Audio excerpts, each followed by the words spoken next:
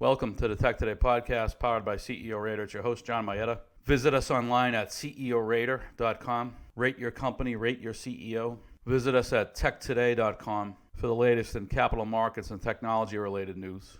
And subscribe to our YouTube channel, the CEO Rater YouTube channel. We put our CEO Rater and TEK2day content in video form, or at least most of it, at our CEO Rater YouTube channel, so subscribe to that. And the most recent article we wrote at TEK2day, which was published early this morning, titled Investors Sharpen Your Pencils, summarizes a lot of our thoughts around what we expect to happen over the next few months.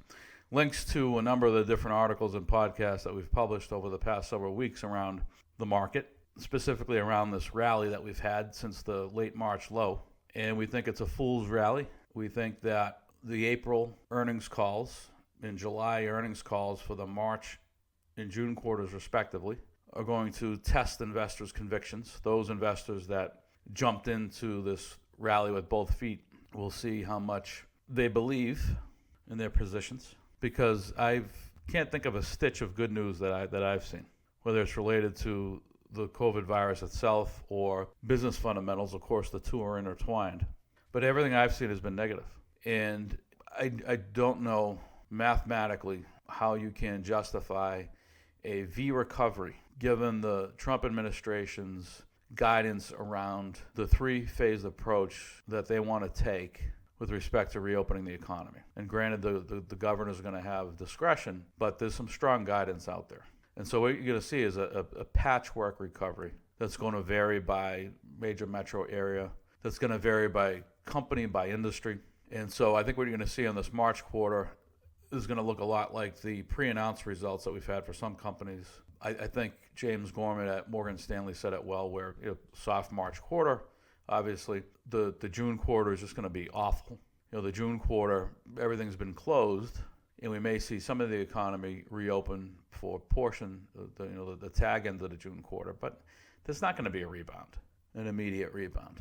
As we've said previously, who's to say that if we open a particular restaurant tomorrow, there's no way it's going to be at capacity. And what you're going to see is a lot of the banks that lend to these mom and pop and small chain restaurants and smaller hotel operations and such, is particularly as it relates to the restaurants, they're going to be asked to reconfigure their business model. So if they rely exclusively on, and we've heard this from the banks, so if a restaurant's, to date, if they generate 100% of their revenue from tabletop turns, they're going to have to find another source of revenue, whether it's delivery, which a lot of them have done, e-commerce, prepared meals, markets. Maybe they allocate a portion of their space to market operations where they carry non-perishable goods that can also be shipped via e-commerce. So whether it's a liquor store using a service like Drizzly for e-commerce, or it's a number of mom and pops and smaller chains getting together and creating a shared e-commerce platform, which makes a lot of sense so they can scale. You're going to see a number of these businesses reconfigure their operations so that they get more favorable loan terms, or so that they may qualify for loans. In addition, we haven't seen yet anything in the way of significant defaults or bankruptcies with respect to these small businesses and hotels and such. And as it relates to small business, you trust me, you will see, despite the SBA loan relief, you will see a fair number of defaults. And I know this because I've seen it in the past, and this go-around looks very similar to what I've seen in the past, particularly with respect to high-yield type credits, tanning salons, tarot card readers, mom-and-pop restaurants that are a one-off, that aren't particularly differentiated, like a pizza operation, for example. Those are high-yield credits. And what you've had this go around is these high yield credits have been packaged as high grade offerings, something called the whole business loan, where these operations have basically offered their entire business as collateral.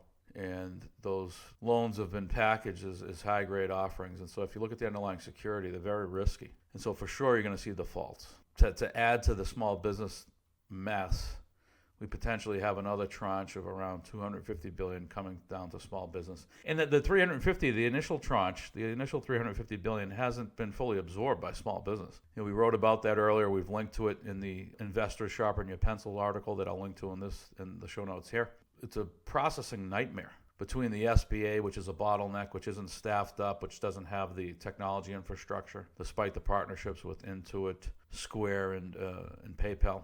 And so the banks haven't fully processed that which they've received, and what the banks have received hasn't been fully distributed to the small business recipients. You're going to hear about, I'm sure, use cases, well, not use cases, but cases where banks have written checks to businesses that in the meantime had closed for business, filed for Chapter 11, Chapter 7, and that's going to have to get unwound. So it's going to be a nightmare, and there are going to be a lot of horror stories coming out of this fallout. So call me Dr. Doom, but I'm not the only one. I guess short interest is at an all-time high. The S&P 500 Trust was at $68.1 billion of short interest last week, which is the highest level since January 16, which makes sense. I mean, even if you look back to the late March low, March 23rd, thereabouts, that low was basically a level that we last saw in October of 2019.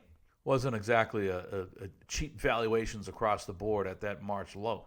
Because if you remember, we had that spike, particularly with technology names, in the November, February time period, where names just lifted for no reason. I mean, we had decent earnings calls, but nothing that would justify that run-up that we had. So even at the March lows, we're at October levels, which weren't cheap by historical standards. So I believe it will for sure retest the lows and maybe set some new lows.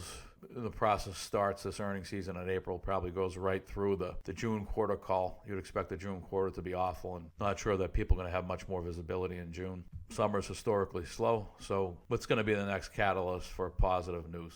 It's probably some months out. So buckle up, brace yourselves. Make sure to subscribe to the CEO Raider YouTube channel. It's all for now.